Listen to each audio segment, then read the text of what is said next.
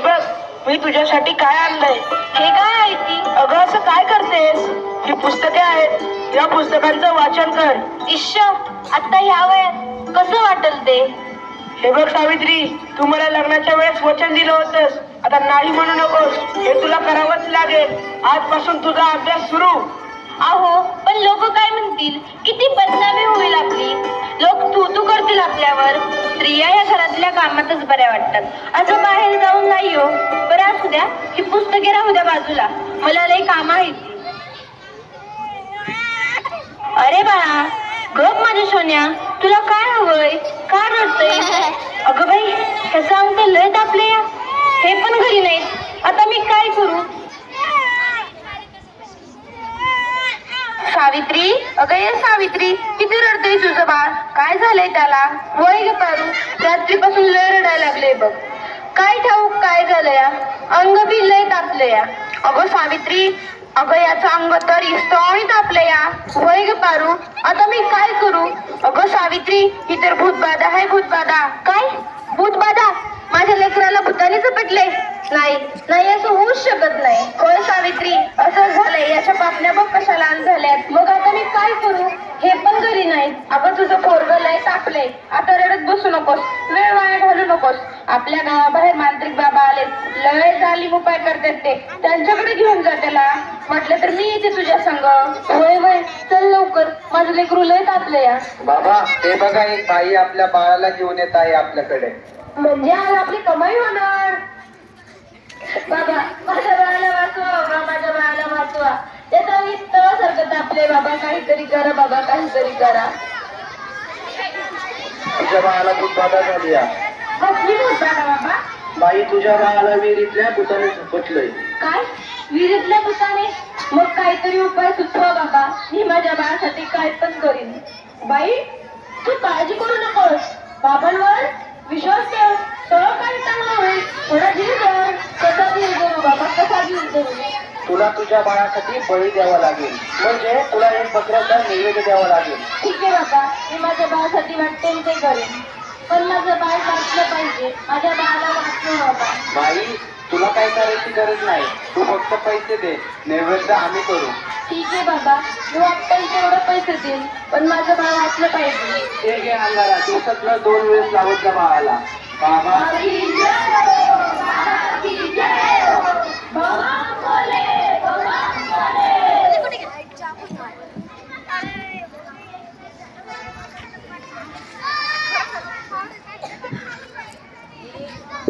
अगं बाई, त्याचा अजून कसं काही ताप कमी नाही झाला? काल बाबाकडे जाऊन पण काय बी फरक पडला नाही. अगं किती रडतोय तो. तुला किती वेळा सांगितलंय त्याला दवाखान्यात घेऊन जा म्हणून, पण तू काय माझं ऐकू नकोस. अहो ऐका ना, चिडू नका. जरा बघा ना हातात घेऊन, याचा ताप कायच कमी नाही झाला. जरा बघा ना याला काय झालंय ते. त्यावेळी तुला किती वेळा सांगितलं की घरात प्रसूती करू नकोस म्हणून. अशा वेळी एका आईचं आणि बाळाचं दवाखान्यात असणं किती महत्वाचं असतं, माहित आहे का तुला? अहो, पण पुरुषाच्या हातून प्रसूती करताना लाज वाटते. कसं वाटतं ते? त्यावेळेस दवाखान्यात कुठल्या महिला डॉक्टर पण नव्हत्या. मी कशी करणार होते प्रसूती? अगं याचं अंतर तव्यासारखं तापलंय, अशी कशी गाफील असतेस तू? अहो, मग काहीतरी करा ना. दादा, लवकर जाऊन वैद्यांना बोलव. हे काय करतेस तू? मी याला देवाचा अंगारा लावते. बस कर सावित्री, हा सर्व अंधविश्वास असतो. अहो, जरा विश्वास ठेवा. हे बघा, याचा ताप कमी होतोय, कपाळ पण अगदी थंड पडलं या. बघा ना जरा. उठ ना बाळा, उठ, डोळे उघड. हे बघ, तुझी मम्मी तुला बोलवतीये. उठ ना पिल्लू, आई तुला आवाज देते. उठ ना बाळा. काय झालं? अहो याला काय झालं? हा उठत का नाहीये आणि डोळे पण उघडत नाहीये. ए बाळा उठ ना, काय झालं? अहो काय झालं याला? हा सात गप्प गप्प काय? ए उठ ना बाळा, काय झालं तुला? अहो बघा ना जरा. सावित्री, नाही, माझं बाळ. देव इतका निष्ठुर कसा असू शकतो? देवाने माझं बाळ माझ्यापासून हिरवून घेतलं. बंद करे गावंडळ सारखं रडणं. सावित्री, अगं सावित्री, काय झालं? का रडतेस? देवाने माझं बाळ माझ्यापासून हिरवून घेतलं. असं कसं झालं? देव इतका निष्ठुर कसा असू शकतो? देवाने नाही, तुझ्या हट्टाने आणि अंधविश्वासाने आपलं पाय राहून घेतलं. थोडीफार शिकली असतीस तर तुला माझं म्हणणं कळलं असतं, पण नाही, अडाणी ती अडाणीच राहिलीस तू.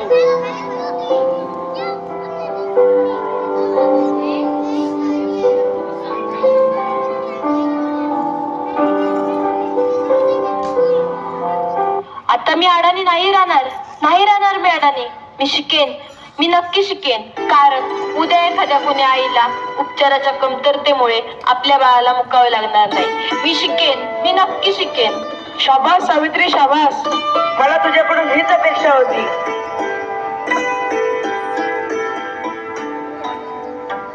अगं बाई, मला माहितीच नव्हतं सूर्य हा पृथ्वीच्या गोल फिरतो. अगं, सूर्य पृथ्वीच्या गोल फिरत नाही, पृथ्वी सूर्याभोवती फिरते. समजलं? चल गावंढळ. तुम्ही मला सारखं सारखं गावंढळ म्हणत जाऊ नका हो.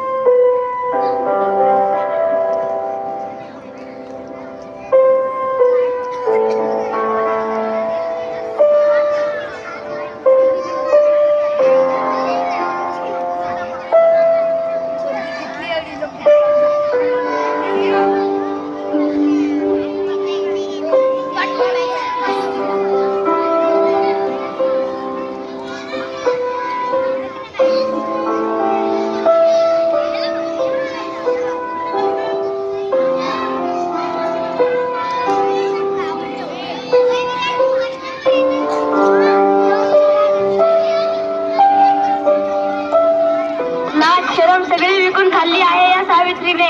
कलियुग आहे रे बाबा, कलियुग. उद्या डोक्यावर मिऱ्या वाटेल तेव्हा कळेल या सुभद्रावांना. असं कोणी आपल्या बायकोला शिकवतं का? सगळं जग नष्ट होईल बघत राहा. काय झालं? या समाजाला घाबरलीस की काय? हे तर तुला आयुष्यभर सहन करावं लागणार आहे. नाही, मला आता कोणी काही म्हणू दे, मी आता मागे हटणार नाही. मी शिकेन, मी नक्की शिकेन. मग चल माझ्या बरोबर.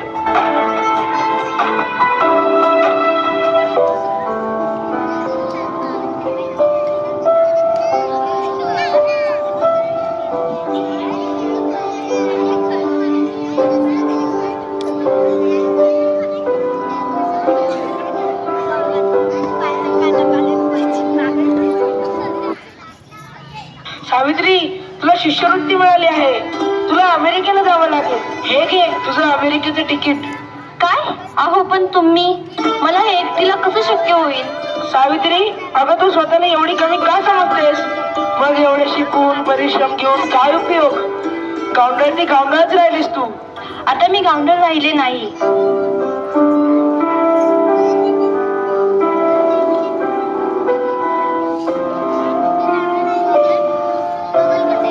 पोस्टमन, सुमंतरावांचं घर हेच आहे का? तुमची दिल्लीहून तार आलीये. सावित्री, तुला दिल्लीवरून तार आलीये. तुला दिल्लीला जावं लागेल. तुला दिल्लीला पुरस्कारासाठी बोलवलंय. तुझा सत्कार होणार आहे. काय? आज हे फक्त तुमच्यामुळे शक्य झालं, नाहीतर मी एकटी काहीच करू शकले नसते.